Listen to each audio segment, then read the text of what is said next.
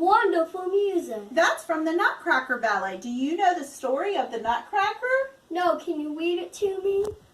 Read it. Is everyone ready for a story? Yes.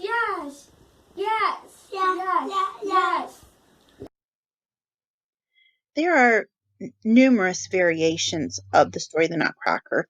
This particular book and illustrations are by Mary Engelbrett, and this is the Nutcracker.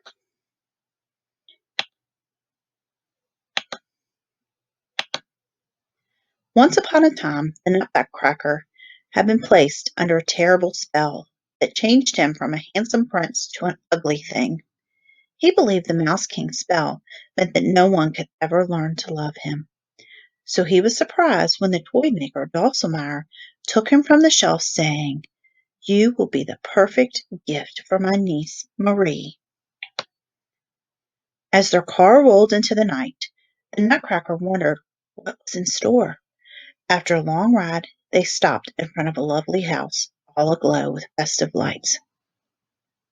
Before you could say Merry Christmas, the Nutcracker was safe inside. Marie and her little brother Fritz waited by the beautiful Christmas tree in the living room, excited to greet their uncle. A hush fell over the guests as the toy maker unveiled his gifts. Dulcimer gave Fritz a box of magnificent toy soldiers. Turning to Marie, he presented two large dolls, Harlequin and Columbine. They danced and twirled with each other until the guests were nearly dizzy from watching. And then, while the other guests marveled at the two dolls, Uncle Dulcimer gave Marie the Nutcracker. She loved him at first sight, but Fritz was jealous that his sister had received another gift. When he cracked the Nutcracker's head trying to open a nut, Fritz shouted, "Who cares? He's the ugliest thing I've ever seen." Marie cried as she bound the Nutcracker's head with a silk red ribbon. "You are not ugly to me," she whispered, putting him to rest under the Christmas tree. Later she crept downstairs to see if he was well. In the dreamy quiet of the night, she soon fell asleep. Boom! Boom! Marie was awakened with a terrible fright. Dulcimer sat on the booming grandfather clock, sprinkling magic into the air. Below him, the floor began to shake. Out from the darkness came the very fierce Mouse King, wearing a golden crown and waving his sword. Marie was so frightened she fell and bumped her knee. The Nutcracker leapt to her defense and led the fight, shouting, "Charge!" But the Mouse King was strong. Just when all seemed hopeless, Marie threw her shoe at the Mouse King and saved the Nutcracker. The Nutcracker seized a silver sword from one of Fritz's toy soldiers and challenged the Mouse King one last time. Their battle was fierce. Yet, by the stroke of midnight, the Nutcracker had claimed his victory, and the spell was broken.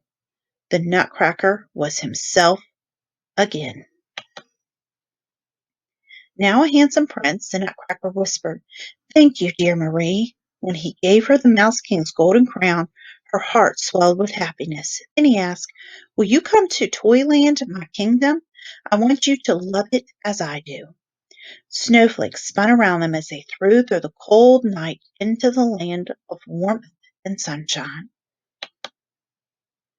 They passed through a forest where golden fruit grew on every branch, and the smell of Christmas and candy floated around them. Soon they came upon a little gathering of dancers who played reed flutes so sweetly, each note seemed to be made of sugar. Then Marie saw a beautiful lady coming towards them from a distance. "This is the Sugar Plum Fairy," the prince said. "She watched over Toyland while I was under the spell." Flute music floated in the air as the Sugar Plum Fairy led them across the kingdom to the prince's gingerbread castle.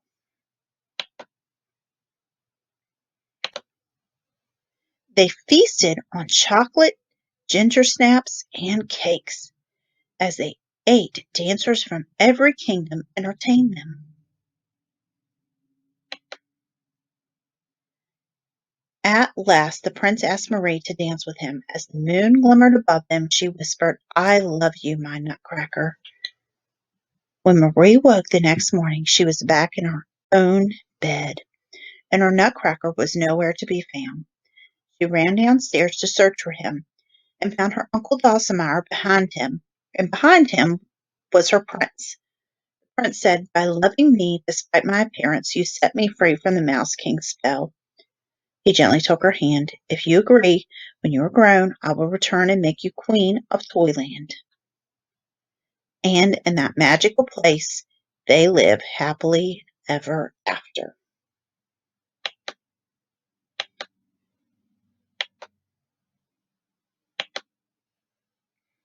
Traditional wooden nutcrackers were first made in Germany.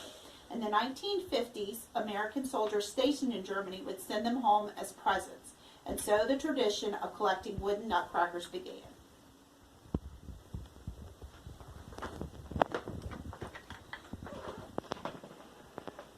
What are you doing?